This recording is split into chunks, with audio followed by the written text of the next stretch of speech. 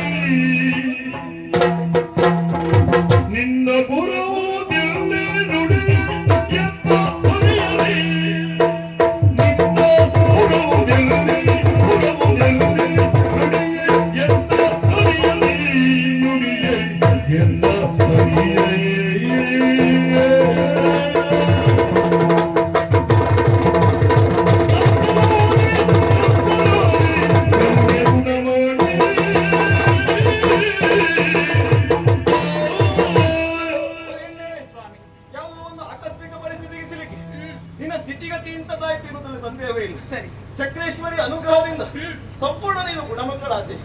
ಆದ್ರೆ ನನ್ನ ನಿನ್ನ ಭೇಟಿ ಎನ್ನುವುದು ಈಗ ಹೊಸತ್ತಲ್ಲ, ಅದ್ರ ಕೆಲವೊಂದು ಸಂದೇಹ ನನಗುಂಟು. ಸರಿ, ಓ ಹೆಣ್ಣೆ, ನೀನ್ ಯಾರು? ನಿಮ್ಮ ಅಪ್ಪ ಅಮ್ಮ ಯಾರು? ಇಲ್ಲಿವರೆಗೆ ಬರಲು ಉದ್ದೇಶವೇನು? ನಿನ್ನ ಸ್ಥಿತಿಗತಿಗೆ ಕಾರಣವೇನು ಎಲ್ಲ ಹೇಳ್ತೀಯ.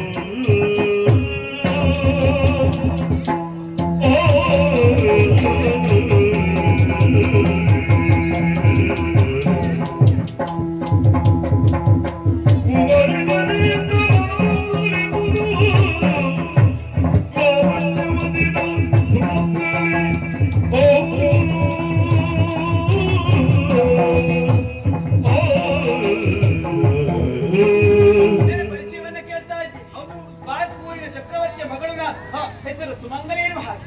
ಮತ್ತೆ ಈ ಕಡೆ ಬರುವರಿಗೆ ಕಾರಣ ಚಕ್ರೇಶ್ವರ ಪೂಜೆಯನ್ನು ಮಾಡಬೇಕು ಎನ್ನುವ ಕಾರಣಕ್ಕಾಗಿ ಈ ಕಡೆ ಬಂದವಳು ನಾನು. ಬಂದಂತ ಹೊತ್ತಿಗೆ ದುಷ್ಟನಾದಂತ ಗಂಗಾಸುರ ಬಯಸಿದ ಹ್ಮ್. ಇದರಲ್ಲಿ ಓಡಿದವಳು ನಾನು ಹಾ. ಮತ್ತೆ ನನಗೆ ಮತಿಭ್ರಮಣೆ ಆಗುವುದಕ್ಕೂ ಕಾರಣ ಉಂಟು. ಹಾ. ದೈವಗಳು ಆತನನ್ನು ವಧಿಸುವಂತ ಕಾಲಕ್ಕೆ ನನ್ನ ಈ ಚರ್ಮ ಚಕ್ಷುಗಳಿಂದ ಆ ದೃಶ್ಯವನ್ನ ಕಂಡೆ. ಪರಮ ಭೀಕರ ದೃಶ್ಯ ಕಂಡೆ. ಹೌದು, ಮತಿಭ್ರಮಣೆ ಆಗಿ ಹೋಯ್ತು. ಹೌದಾ? ಅಬ್ಬಬ್ಬಾ, ರಕ್ಕಸನ ಮುಖ ನೋಡ್ಬೇಕು. ಹಾ. ಯಾರಿಗಾದ್ರೂ ಅವನಿಗೆ ಅಕ್ಕಿ ರಕ್ಕಸ ಅಂತ ಹೇಳು. ಯಾರಿಗಾದ್ರೂ ಮತಿಭ್ರಮಣೆ ಆಗ್ತದೆ. ಹಾ, ಹಾ. ಹೌದು. ಹಾಗಾಗಿ ಸಕಾಲಕ್ಕೆ ಬಂದು ಹಾ. ನನ್ನ ಮತಿಭ್ರಮಣೆ ಆದಂತೆ ನನ್ನನ್ನ ಸರಿಪಡಿಸಿದ್ರಿ. ಹಾ. ಕೇಳುವ ನೀವು ಯಾರು ಅಂತ ಗೊತ್ತಾಗಿಲ್ಲ ನನಗೆ. ನನ್ನ ಪರಿಚಯ ನಿನಗಾಗಲ್ಲ. ಹಾ. ಸಾಮಾನ್ಯದವರಂತ ಭಾವಿಸಿಕೊಳ್ಳಬೇಡ. ಕುಂದನಗರಿ ಅಧಿಕಾರಿ ಹಾ. ಕುಂದವರ್ಮ ಎನ್ನುವುದಾಗಿ. ಹೌದಾ? ಹಾ. ಆಗಲೇ ಹಾ. ಒದಗಿ ಬಂದಂತಹ ಗಂಡಾಂತರವನ್ನ ದೂರ ಮಾಡಿದಂತ ನೀವು ಹಾ. ಇದು ಯಾವುದು? ನೇರ ಹೇಳ್ತೇನೆ. ನಾನು ನೇರವಾಗಿ ಇದ್ದೆ ಇವತ್ತು. ಆಗಲಿ ಹಾ. ನೀವೇ ಯಾಕೆ ನನ್ನ ಗಂಡ ಆಗಬಾರ್ದು?